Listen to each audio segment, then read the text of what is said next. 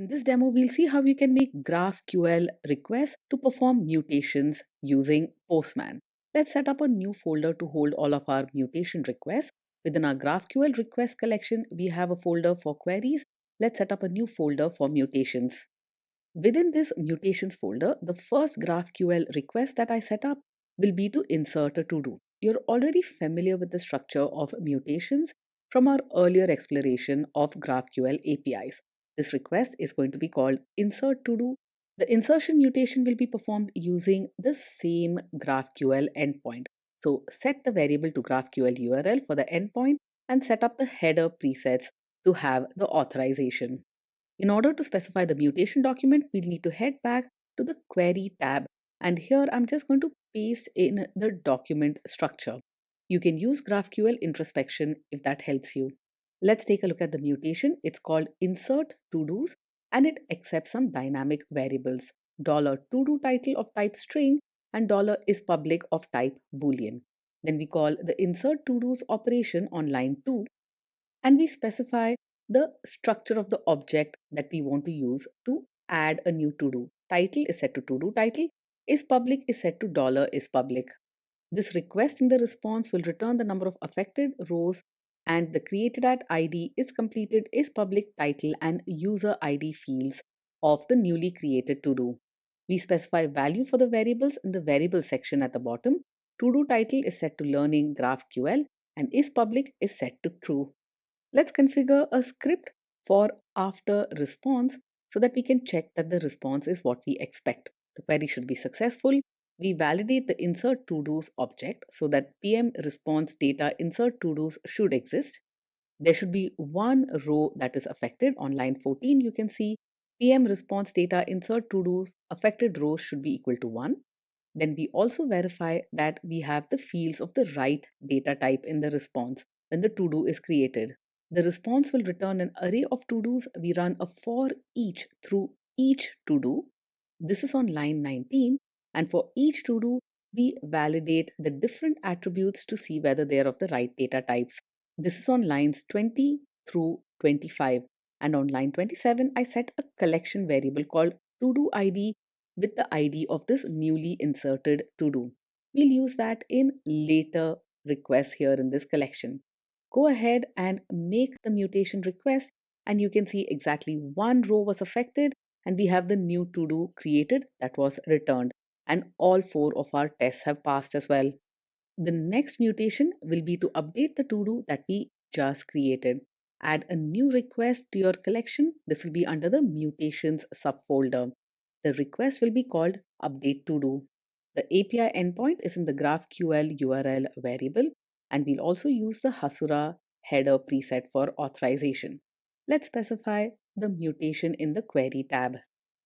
My mutation is called update to-dos and it accepts some dynamic variables. The first is the $to-do ID of type integer and $is completed of type boolean.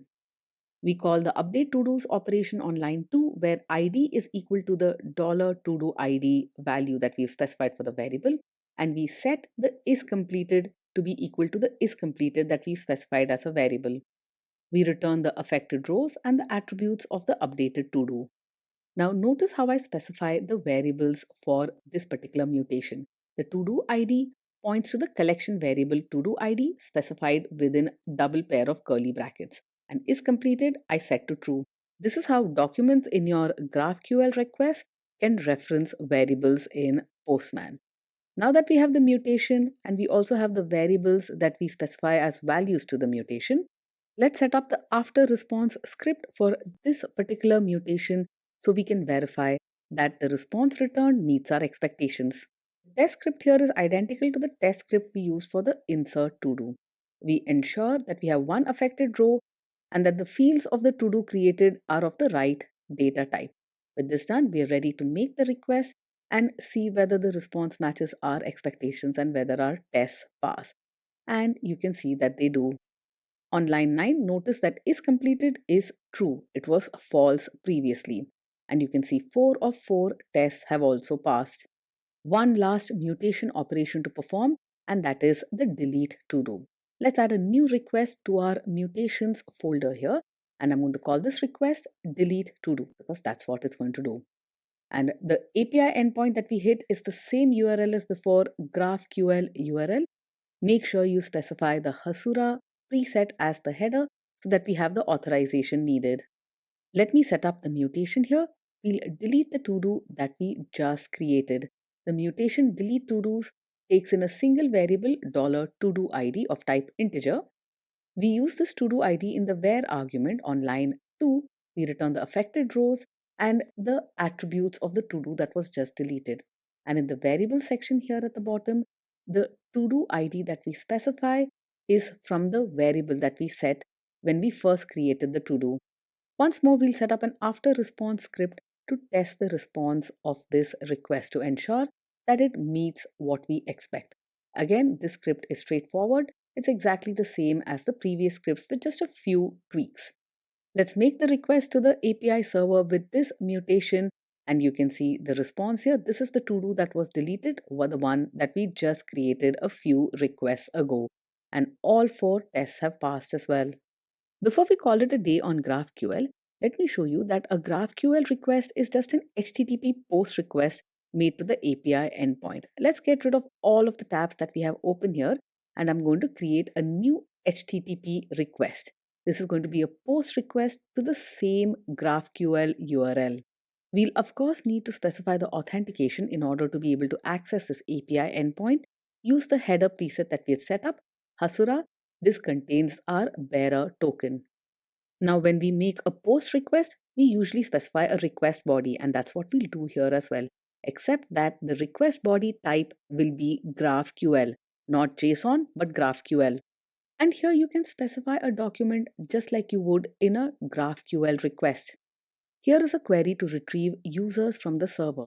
Notice this is a query that is responsible for fetching data. Even to fetch data, we need to make a post request. This may seem slightly odd, but all requests in GraphQL are post requests even when you want to just retrieve data. I won't explain the structure of this query. You already know how to work with that. You can specify the values of the variables here in the section on the right, and you can add test scripts to test the response. Just treat the response as regular JSON format because that's what it is. Notice I checked the status code of the response is 200 and I check for the users array and that it contains at least one element, all expecting the response data to be in JSON. I access the response data on line 7 using pm.response.json. I'm going to make this post request to the GraphQL endpoint, and here is the response successfully retrieved, and all tests have passed as well. A GraphQL request to an endpoint is just an HTTP post request with a special kind of request body.